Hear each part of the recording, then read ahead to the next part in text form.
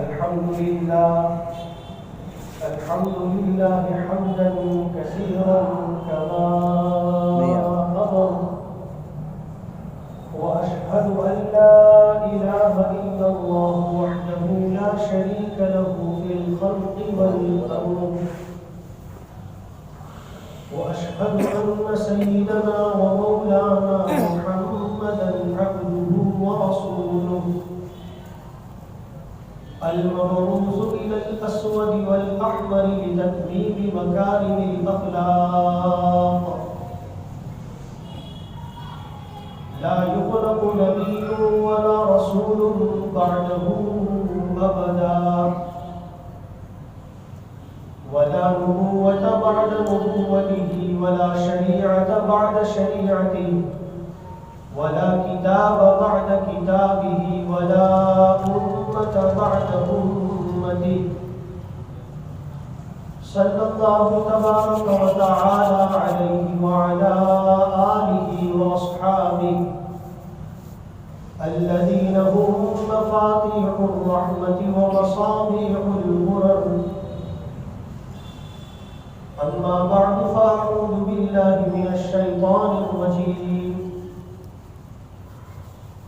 بسم الله الرحمن الرحيم. ولقد بعثنا في كل أمة رسولا أن اعبدوا الله واجتنبوا الطاغوت. وقال تعالى: وهو الذي خلق السماوات والأرض في 6 أيام ليبلوكم أيكم أحسن عملا. وقال تعالى: وما خلقت الجن والإنس إلا ليعبدون. صدق الله العظيم. میرے محترم بزرگوں، انسانی زندگی ایک سفر ہے. انسانی زندگی سفر ہے. ہم لوگ اس کو وطن سمجھ لیتے ہیں،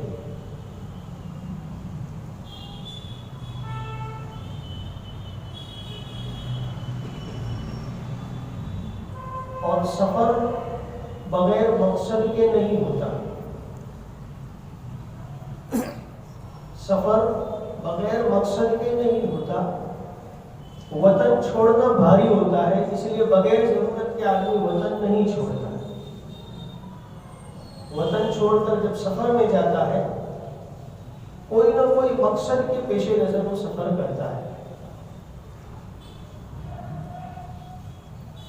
یہاں آپ نے سورت کو اپنا وطن بنا لیا، تو اب آپ چھوڑیں گے کب؟ کچھ حالات بنیں گے تو چھوڑیں گے آپ، ورنہ نہیں چھوڑیں گے. تو جو چھوڑتا ہے وہ کسی مقصد کے پیش نظر چھوڑتا ہے.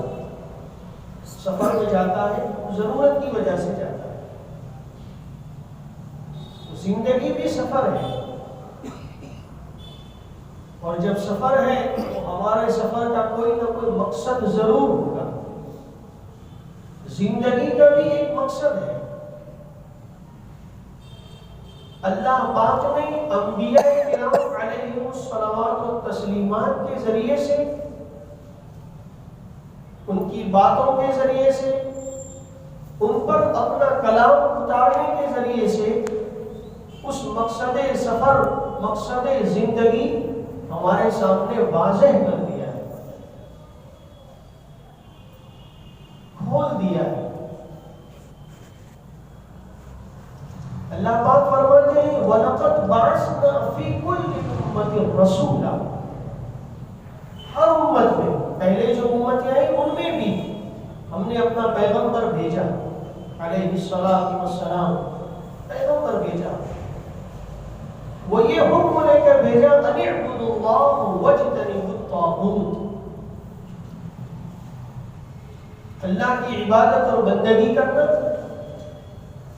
ایک یہ حکم دیا گیا، اور دوسرا حکم یہ دیا گیا کہ بت پرستی سے اپنے آپ کو بچائیں. تو عبادت خدا، اللہ کی بندگی، یہ مقصد ہے ہماری زندگی کا.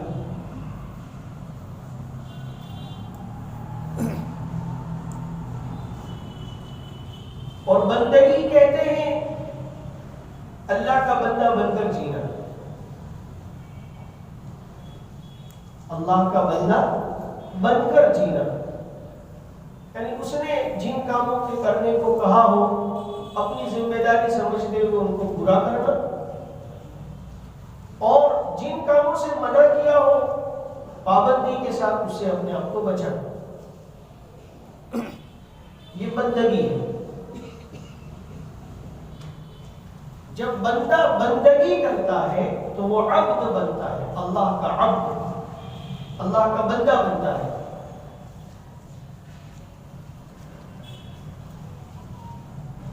اور انسان کا کمال اور اعلیٰ درجہ یہی ہے کہ وہ اللہ کا عبد اور بندہ بن جائے.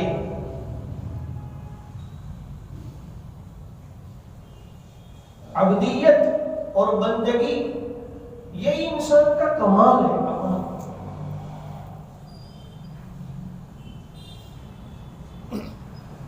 جب کوئی بڑا کام کرتے ہیں اور کوئی بڑا کارنامہ انجام دیتے ہیں تو اس کو بڑے لقب سے نوازتے ہیں. جو پورے شہر کا اور پورے ضلع کا مینجمنٹ سنبھالتے ہیں تو ان کو پھر بڑے لقب سے کہا جاتا ہے. ان کو کلیکٹر کہتے ہیں، ان کو اور بھی بڑے القاب سے نوازتے ہیں الگ الگ شعبوں میں. ان کو چپراسی نہیں کہتے، وہ چھوٹا لفظ ہے، وہ چھوٹا لقب ہے، اور وہ بڑا لقب ہے. جو بڑا کام کرے گا تو بڑا لقب ملے گا.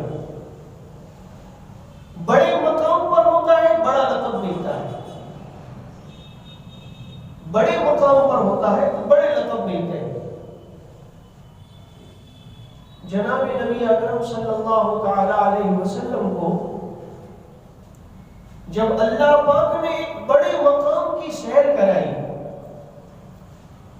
مسجد حرام، بیت اللہ کے جو چاروں طرف جو صحن بنا ہوا مسجد حرام، وہاں سے آپ کا سفر شروع ہوا اور پہلا پڑاؤ مسجد اقصی ہے ملک شام. پھر وہاں سے آسمانوں کی سیر کرائی جا رہی، وہاں سے پھر سدرۃ المنتہا تک کا سفر ہوا.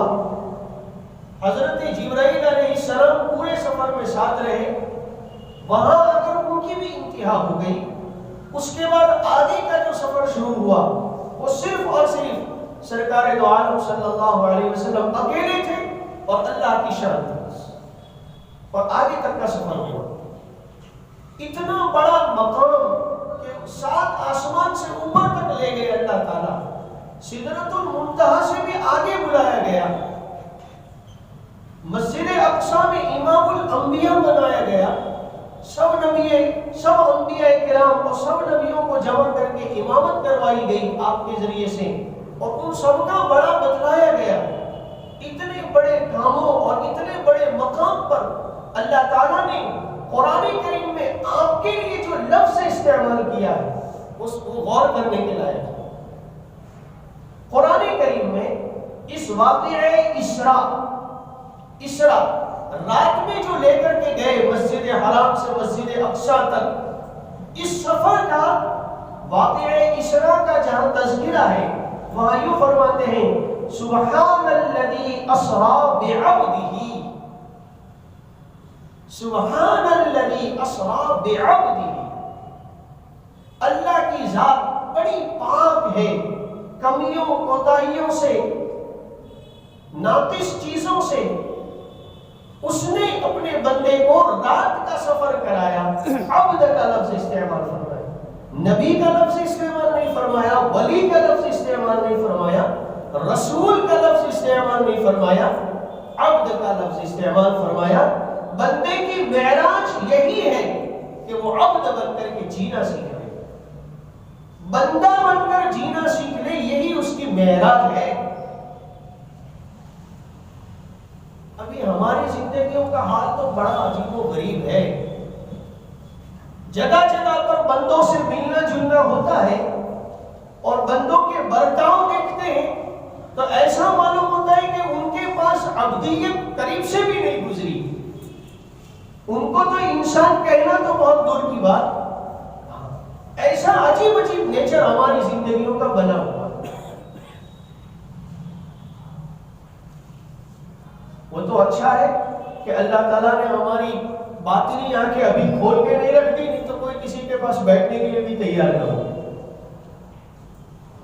وہ حضرت مولانا احمد علی صاحب لاہوری رحمۃ اللہ علیہ نے اپنے حالات میں ایک بات بیان فرمائی ہے نا کہ ایک مرتبہ میں بازار سے گزر رہا تھا, سامنے سے کوئی اجنبی شخص ملے مگر وہ بھلے منوس معلوم ہوتے تھے, پگڑی پہنی ہوئی تھی اور بوڑھے میاں تھے. مجھے ملے, سلام کیا اور کہا احمد علی. میں بھی سوچ میں پڑ گیا کہ یہ کیا بات ہے, میرے کو نام سے پہچانتے ہیں. تو کہا احمد علی انسان کہاں رہتے ہیں؟ پوچھنے لگے انسان کہاں رہتے ہیں؟ میں تو حیرت میں پڑ گیا, یہ پورا بازار بھرا ہوا ہے, دکانیں لگی ہوئی ہے, چہل پہل چل رہی ہے, اور یہ اللہ کے بندے پوچھ رہے ہیں کہ احمد علی انسان کہاں رہتے ہیں؟ تو میں نے کہا حضرت یہ سب انسان ہی تو ہیں. تو ایک گہری نظر سب پر ڈالنے لگے اور کہا یہ انسان ہے, یہ انسان ہے یہ سب. اور پھر ان کو تو سمجھ میں نہیں آیا تو اپنی پگڑی اتاری اور حضرت احمد علی صاحب لاہوری رحمۃ اللہ علیہ کے سر پہ رکھی, اور ایک نظر انہوں نے دیکھا تو دیکھ رہے ہیں کہ کوئی سور ہے, کوئی گدھا ہے, کوئی بندر ہے, کوئی کوا ہے, کوئی کتا ہے, کوئی بلی ہے, پتہ نہیں عجیب عجیب انسان تو نظر ہی نہیں آ رہے ہیں. اور ٹوپی اٹھا لی, اپنے سر پہ واپس رکھی اور غائب ہو گئے, چلتے گئے. وہ پھر کیفیت ختم, پھر دیکھا کہ وہی پاسا وہ غائب ہو گئے. تو یہ ایک مثال ہے کہ اگر اللہ تعالیٰ ہماری بھی اگر باطنی آنکھوں کو کھول دے اور ہمیں بھی حقیقتیں نظر آنا شروع ہو جائے تو ہمارا کسی کے ساتھ نبھنا ہی مشکل ہو جائے. اسی لیے اللہ نے پردہ ڈالے رکھا ہے حقیقت کا کہ ابھی حقیقتیں کھلیں گی نہیں, تو مل جل کر رہ سکیں ایک دوسرے سے. لیکن معمولی چیزوں سے ہمارا جو برتاؤ ہوتا ہے وہ ہمیں بتلاتا ہے کہ یہ بندہ کیسا ہے. تو اللہ کا بندہ بن کر کے جینا سیکھ لے, یہی اس کا کمال ہے. اور اس کی ابتدا یہ ہے کہ انسان اللہ تعالیٰ کی حرام کردہ چیزوں سے اپنے آپ کو بچا لے. بندگی کی ابتدا یہی ہے کہ انسان اللہ تعالیٰ کی حرام کردہ چیزوں سے اپنے آپ کو بچائے. یہ صفت اس کو اللہ کا سب سے بڑا بندہ بنائے گی آگے چل کر. خود نبی کریم صلی اللہ علیہ وسلم نے ایک سوال کے جواب میں فرمایا تھا اتقی المحارم تکن اعبد الناس. اللہ تعالیٰ کی حرام کردہ چیزوں سے اپنے آپ کو بچا لے تو ہی اللہ کا سب سے بڑا عبادت گزار بندہ بن جائے گا. مگر اس کے لیے شروعات کہاں سے کرنی پڑے گی؟ گناہ چھوڑنے سے شروعات کرنی پڑے گی. یہ گناہ بھی بڑی عجیب و غریب چیز ہے. ہم لوگ گناہوں کو مکڑی کے جالوں کی طرح سمجھتے ہیں. ہماری حالت گناہ کے بارے میں کیسی ہے؟ ہم گناہ کو مکڑی کے جالے کی طرح سمجھتے ہیں, اور گناہ کی ابتدا ایسی ہوتی ہے. انسان جب بالغ ہوتا ہے, اب تو کون سا بالغ ہونا, بالغ ہونے سے پہلے ہی اتنے حرام کام کر چکا ہوتا ہے کہ بالغ ہونے کے بعد اسے یہ بھی احساس نہیں ہوتا کہ آج سے میرا عمل نامہ لکھنا شروع ہوگا اور اب سے میری زندگی. اس سے پہلے وہ حرام کاموں میں قدم رکھ چکا ہوتا ہے, عادی بن چکا ہوتا ہے. لکھے نہیں گئے تو اس کے نام اعمال میں نابالغ تھا اس لیے, لیکن عادی بن چکا ہوتا ہے. وہ نابالغ ہونے کے زمانے سے ہی ہم اپنی اولاد کو ایسے بہت سے حرام کاریوں کا عادی بنا چکے ہوتے ہیں کہ نہ ہمیں احساس ہوتا ہے نہ انہیں احساس ہوتا ہے. بہت سی فلموں کا عادی بنا چکے ہوتے ہیں, بہت سی سیریلوں کا عادی بنا چکے ہوتے ہیں, بہت سی گندی حرکتوں اور لتوں کا عادی بنا چکے ہوتے ہیں, گالی گلوچ کا عادی بنا چکے ہوتے ہیں, بدتمیزی کا عادی بنا چکے ہوتے ہیں,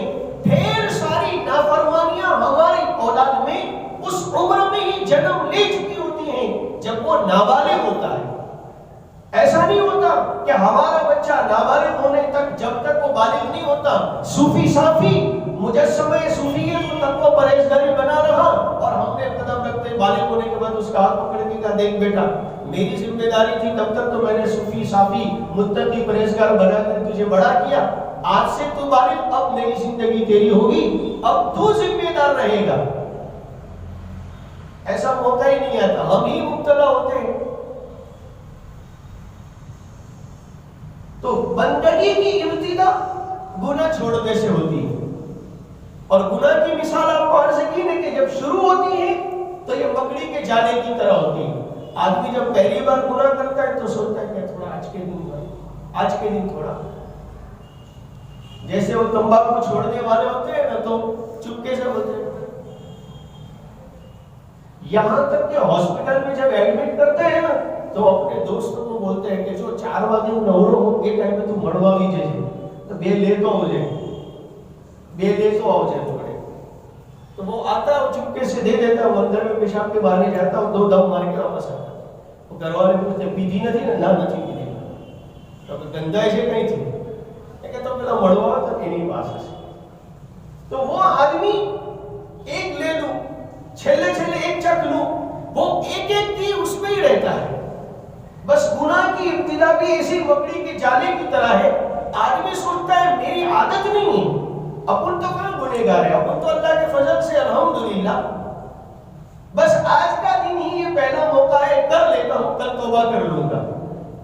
جیسا کہ مکڑی کا جالا اتنا کمزور ہوتا ہے کہ آدمی سوچتا ہے کہ ایک بار ہاتھ پھیر دوں گا تو کیا ہو جائے گا، صاف ہو جائے گا، ایسے ہی ہماری حالت یہ ہوتی ہے کہ ہم گناہ بھی اتنا ہی معمولی سمجھتے ہیں کہ ہمارے دل پر گناہ نے جو داغ لگایا، اذا اذنب العبد نكت على قلبه نكتة سوداء، کہ انسان جب گناہ کرتا ہے تو اس کے دل کے اوپر ایک داغ لگ جاتا ہے، اس داغ کو مکڑی کے جالے کی طرح سمجھتا ہے کہ یوں استغفر اللہ پڑھوں گا اور یوں صاف ہو جائے گا۔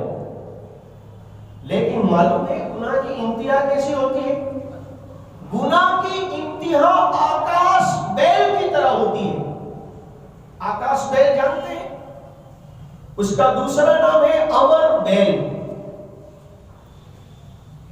یہ بس سمجھنا ہے کہ کسی کے طویلے میں بیل کا نام ہوگا۔ بیل یہ اردو لفظ بول رہا ہوں جس کو ویلا بولتے ہیں، ویلو، کریلے کا ویلا ہوتا ہے، کریلے کا ویلا ہوتا ہے، وہ کسی نہ کسی ٹہنی کو پکڑ کے اوپر تک چڑھتا ہے۔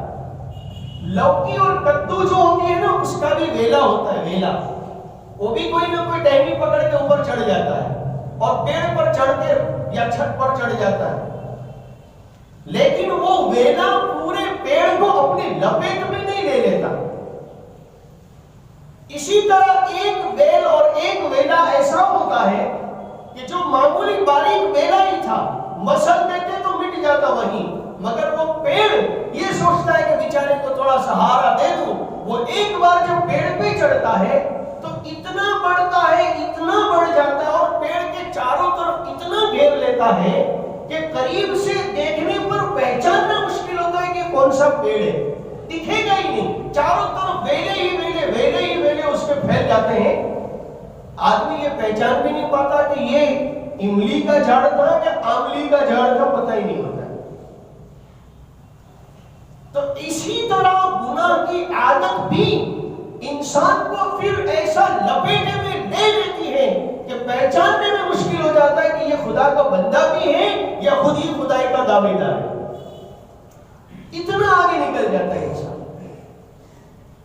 اس وقت پھر اگر درخت پچھتا ہے تو ماری ایک پھول آج بھارے پڑی رہی ہے، بس اس وقت پھر انسان بھی یہ سوچتا ہے کہ جوانی کی دہلیز پر قدم رکھنے کے وقت کی پہلی بھول آج مجھے بھارے پڑ رہی ہے کہ میں بندگی سے اتنا دور نکل چکا۔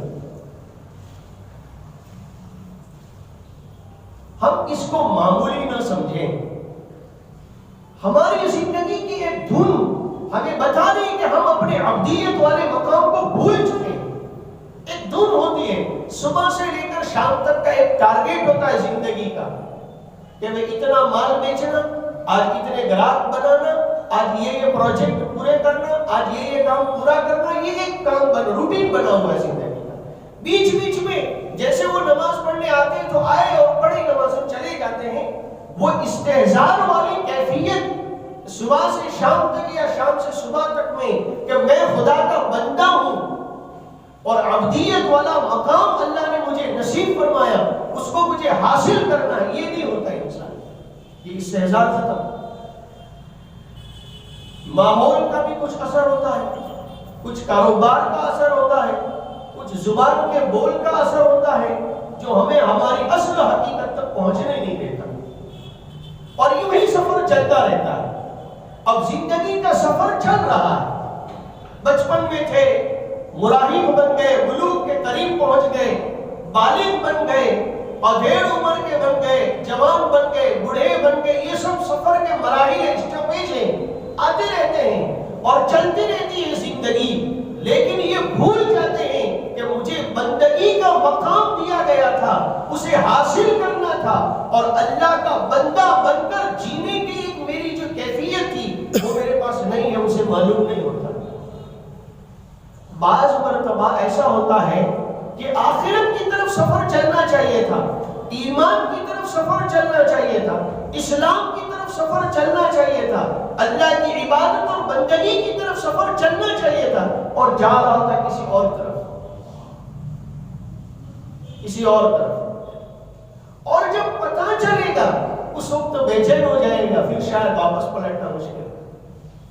دیکھو ایک بات یاد رکھو, جتنے بھی گناہ ہم کرتے ہیں یہ سب کے سب معصیت اور نافرمانی ہیں. یہ زندگی کے سکون کو ختم کر دیتے ہیں. بندگی کے ساتھ سکون ہوتا ہے, معصیت اور نافرمانی کے ساتھ سکون نہیں ہوتا. اور اس کی مثال یوں سمجھ سکتے ہیں کہ مسافر سفر تو کر رہا ہو مگر منزل غلط ہو. مسافر سفر تو کر رہا ہو مگر منزل غلط ہو جائے تو اس کا سکون ختم ہو جائے. آپ نے سورت پلیٹ فارم سے ٹرین پکڑی, آپ سوچ رہے تھے احمدآباد جائے گی, اور بروڈا سے اس نے راستہ چینج کر لیا اور وہ نکل گئی وہ رتلام کوٹا والی ٹریک پر, دلی والے راستے پہ چل پڑی.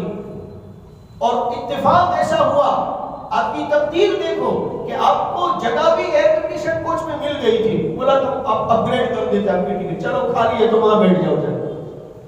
تو آپ ایئر کنڈیشن سفر چل رہا ہے اور نہایت تیزی کے ساتھ گاڑی چل رہی ہے. ایم پی رتلام والا ایریا ہے, دور دور تک کوئی اسٹیشن نہیں آنے والا ہے, تیزی کے ساتھ سفر چل رہا ہے. آپ نے دھیرے سے ایک آدمی کو پوچھا احمدآباد کہہ رہا اسے, یا کوئی قریب میں ملا, کوئی مل گیا جمعہ میں کہنے والا کہ یہ گاڑی جس میں ہم سفر کر رہے ہیں نا وہ بس تھوڑی دیر میں دلی پہنچ جائے گی. آپ نے سن لیا, ارے میں تو سوچ رہا تھا کہ مجھے یہ منزل, میری منزل احمد آباد ہے, ادھر یہ میری زندگی کا سفر لے جائے گی. اب پتا چلا کہ یہ تو جا رہا ہے دہلی کی طرف, اب وہاں پریشان ہونا شروع ہو جائے گی. اب کیا ہوگا, جتنی تیز دوڑ رہی ہوگی اتنا افسوس ہوگا کہ یار اتنی تیز نہیں چلے آگے تو اچھا ہے, یہ لے جا رہی ہے, لیے جا رہی ہے. پھر یوں ہوتا ہے کہ جلدی سے کوئی اسٹیشن آ جائے تو میں اتر جاؤں, اور پہلے یہ سوچ رہے تھے کہ نان اسٹاپ چلنی چاہیے, اور پہلے دھیرے دھیرے چل رہی تھی, اسٹاپیج بھی آ رہے تھے, بار بار رک بھی رہی تھی, تو دکھ ہوتا تھا کہ یار کنٹاڑا گرج ہے.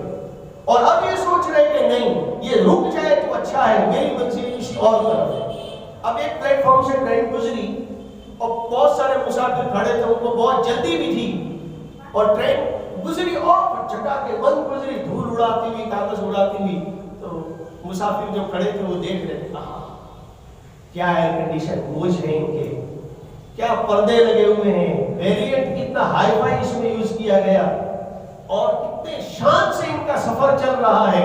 اور وہ ٹرین بھی چل رہی ہے, بیچ بیچ میں ناشتوں کی اور ٹھنڈوں کی, اور یہ مزے کے ساتھ سفر کر رہے ہیں. دور سے دیکھنے والے دیکھ رہے ہیں اور یہی سمجھ رہے ہیں, اور اندر میں یہ بیٹھا پریشان ہو رہا ہے کہ یار کیا کروں, یہ اتار دے میں تو اچھا ہے, کوئی لوکل بھی مل جائے تو غنیمت ہے. تو اسی طرح سے انسانی زندگی کی بھی حالت سمجھیں آپ, کہ گناہوں کے ساتھ سکون کے نقشے تو ہو سکتے ہیں, سکون قلب نہیں ہو سکتا.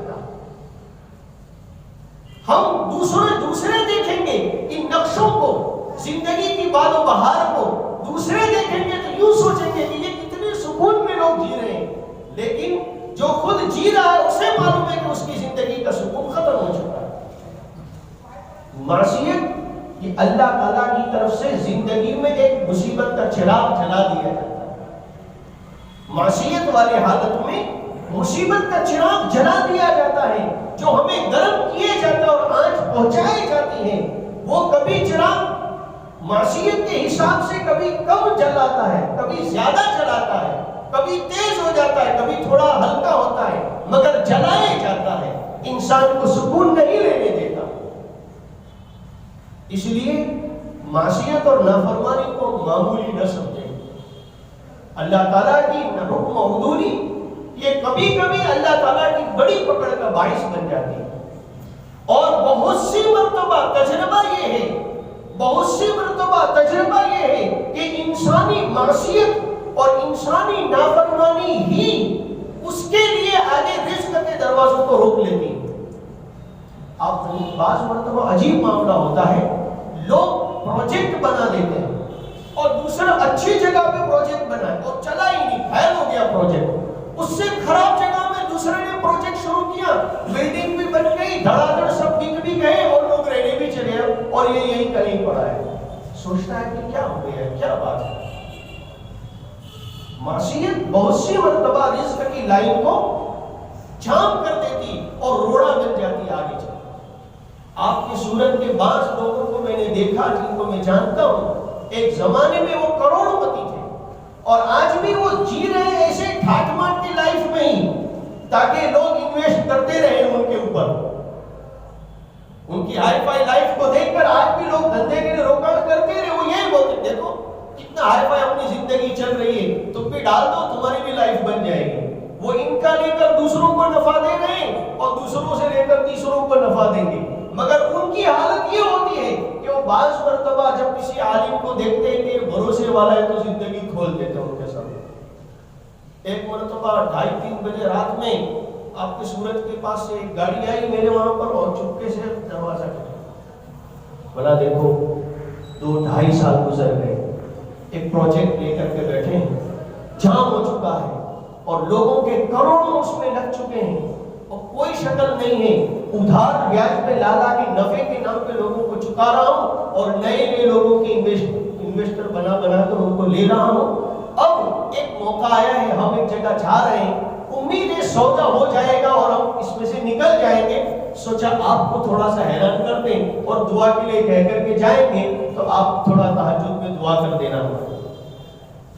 رات کو 2:30-3 بجے، ارے میں نے کہا یہ کوئی بات ہوتی ہے 2:30-3 بجے آتے ہو؟ موت میت والے بھی اب تو فجر کا انتظار کرتے ہیں تب اعلان کراتے ہیں۔ 2:30 بجے تھوڑی کوئی آتا ہے اس طرح سے۔ میں نے کہا پولیس والے ہی 2:30 بجے ریڈ پاڑتے ہیں عام طور پر، جب کوئی مجرم ہاتھ میں نہیں آتا نا تو دن میں وہ جان بوجھ کے انجان بن جاتے ہیں، اور رات کے 2:30-3 بجے چاروں طرف سے ناکہ بندی کر کے پھر اس کا دروازہ کھٹکھٹاتے ہیں، وہ کہاں بھاگے گا پھر؟ میں نے کہا یہ ایسا کام ہوتا ہے، کا معاملہ ایسا تھا، جا رہے تھے اس لیے سوچا ملتے ہوئے جائیں، آپ آمد جانا اس طرح ٹائم میں یار میرے کو بہت ڈر لگتا ہے۔ لیکن یہ حالت ہے، اور علماء نے اس کے عجیب عجیب واقعات لکھے ہیں کہ کیسے انسان کی نافرمانی رزق کو روک لیتی ہے۔ ابھی موقع نہیں کرنا، آپ نے 1-2 باتیں اور بھی سنا تھا، لیکن یہ بات بڑی طے ہے۔ ایک مفتی صاحب احمد آباد میں ملے تھے تو انہوں نے بتایا کہ بھی چند جگہوں پر ہم نے بڑے بڑے پروجیکٹ ڈالے، وہ سب کے سب جام، اور ایک جگہ ہے کہ وہاں ہم نے پروجیکٹ دوسرے نے ڈالا، ہم صرف پارٹنر میں تھے وہاں، وہ فٹافٹ ہو گیا پروجیکٹ پاس، دوسرا ڈالا دوسرا پاس، تیسرا پروجیکٹ ڈالا تیسرا پاس۔ اب جہاں ہم 10 پیسے میں پارٹنر بنتے ہیں وہاں دھڑا دھڑ پاس، اور جو 100% ہماری خاندانی پروجیکٹ ہیں وہ سب کے سب برسوں سے ٹھپ کے ٹھپ۔ تو کیا کریں ہم؟ میں نے ان کو کہا کہ دیکھو ایسا تو کوئی عملیات والا کام اپنے کو نہیں آتا ہے کہ جس سے آپ کے دھڑا دھڑی پروجیکٹ بھی بک جائیں، لیکن ایک عمل بتاتا ہوں، آپ خود اللہ تعالیٰ سے معلوم کریں اس کی رکاوٹ کی بجائے۔ پھر ان کو ایک عمل بتلایا، اور چند دن کے بعد ملے اور کہا کہ حقیقت کھل گئی ہمارے سامنے۔ تو کیا ہوا؟ تو کہا کہ بعض رشتہ داروں نے اس میں سود کا پیسہ ڈالا بیاج کا پیسہ اس میں ملا دیا ہے، اس لیے اللہ تعالیٰ نے جام کر کے رکھ دیا کہ پڑے رہو، اب لاؤ لوگوں سے اچھیلے اور چکتے رہو، چکاتے رہو، اور نہیں ملے تو بیاج پہ پڑھتے رہو، بڑھتے جاؤ، پھیل کر دیں گے اللہ تعالیٰ اس کو۔ تو بہت سی مرتبہ معصیت کو ہم معمولی سمجھ لیتے ہیں، وہ بہت سے مقام پہ روڑا بن کے اٹکن بن جاتی ہے اور لائن جام ہو جاتی ہے، آگے کھلتا ہی نہیں۔ کسی کے رشتے کی لائن جام کر دی جاتی، کسی کی شادی کی لائن جام کر دی جاتی، کسی کی اولاد ہونے کی لائن جام کر دی جاتی، کسی کی کاروبار کی لائن جام کر دی جاتی، کسی کی سرکاری ٹیبل پر بھائی جام کر دی جاتی۔ یہ روڑا اس کے پیچھے معصیت کا روڑا ہوتا ہے جس کی بنا پر رکاوٹ ہوتی ہے۔ بہت کم اللہ تعالیٰ آزماتے ہیں، زیادہ تر انسانوں کو اپنے ہی اعمال کی بنیاد پر روڑے آتے ہیں۔ اس لیے اس نافرمانی والی زندگی کو معمولی نہ سمجھیں، اپنی صبح سے شام تک کی اور شام سے صبح تک کی زندگی کا جائزہ لیں اور دیکھیں کہ حرام کام کون کون سے ہو رہے ہیں، ان کو چھوڑنے کی ابھی سے عادت بنا لیں، کہیں ایسا نہ ہو اللہ بھائی 1 منٹ باقی سے اچھا اس میں 30 ہو گئے، وہاں 28 ہو گئے، تو اس پہ وہ رکاوٹ بن جاتی ہے، معصیت رکاوٹ بن جاتی ہے۔ اس لیے اپنی زندگی میں تلاش کرو اور جتنی بھی حرام کاریاں ہو رہی ہیں ان حرام کاریوں سے سچی توبہ کریں اور پکی بھی کریں، کچے دھاگے کی طرح نہ کریں، کچے دھاگے کی طرح نہ کریں۔ بچے نے 2 روپے کے لیے ضد کی، نہیں دیے، تھوڑا دھمکایا نہیں دیے، پھر تھوڑا رویا پھر بھی نہیں دیے، آدھے گھنٹے کے بعد بولا چلو معافی مانگتا ہوں، بچے نے بولا معاف کر دو میری غلطی ہوگی، بولا ٹھیک ہے چل جا بیٹا معاف، بولا پھر تھوڑا سا لاؤ 20 روپے لاؤ، ابھی تو لاؤ 20 روپے معافی مانگی لی تھی۔ تو اس ضد کو چھوڑ دیں، بار بار کی توبہ کر کے پھر وہیں پلٹ کر ہم جاتے ہیں اس معصیت پر، اسے اپنے آپ کو بچائیں۔ انشاءاللہ اس طرح ہم ہمت کریں گے تو دھیرے دھیرے ہماری زندگی سے نافرمانی، حرام کاری نکل جائے گی اور اس کی برکت سے اللہ تعالیٰ بندگی کرنے کی توفیق عنایت فرمائے گا۔ وآخر دعوانا الحمدللہ رب العالمین۔ ایک مختصر سا اعلان آپ کے ساتھیوں کی طرف سے آیا ہے، اوپر میں لڑکیوں کا مدرسہ چلتا ہے اور اس کا نبھاؤ مینٹین بہت مشکل ہو رہا ہے۔ ویسے تو یہ اعلان یہ مسجد کے مصلیوں کی شان کے خلاف ہے کہ ہمارا ہی مدرسہ ہے اور ہمارے ہی مستورات اور ہماری بچیاں، ہماری گھر کی عورتیں اسے تعلیم حاصل کرے گی تو اس میں پیسہ تو ہمیں پہلے سے ہی دے دینا چاہیے۔ الٹا ان کو یہ اعلان کرنے کا موقع آنا چاہیے کہ بیلنس بہت بڑا ہے، قریب میں بھی کوئی مدرسہ کھولنا ہو تو ہمارے کو کہیں، ہمارا کام ایسا ہونا چاہیے۔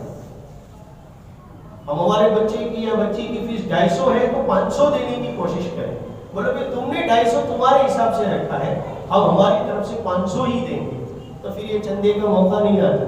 لیکن پھر بھی بہرحال توجہ نہیں جاتی، بہت سی مرتبہ کام کاج میں مشغول ہوتے ہیں تو یہ کیسے چلتا ہوگا اس پر دھیان جاتا نہیں، تو انہوں نے کہا کہ تھوڑا یاد دہانی ہو جائے کہ آپ کا ہی مدرسہ ہے، اس میں جو پیسہ لگے گا اس کا بینیفٹ پلس ہوتا ہے آپ کو ہی ملے گا، اور وہ لڑکیوں کی تعلیم پر خرچ ہوگا۔ مرد نے پڑھا، فرد نے پڑھا، لڑکی نے پڑھا، پورے خاندان نے پڑھا۔ اس لیے اس کو اپنی سعادت سمجھیں اور اس کو زیادہ سے زیادہ تعاون کریں تاکہ آئندہ اس طرح کی نوبت ہی نہ آئے، ہے نا؟ یہ اپنا کام ہے۔ خیر چندہ کرنا سنت ہے، جناب نبی اکرم صلی اللہ علیہ وسلم نے بھی توجہ دلائی ہے چندے کی طرف، تو اسی سنت پر میں نے عمل کیا۔ چندہ دینا بھی سنت ہے، آپ لوگ اس پر بھی عمل کر کے جائیں۔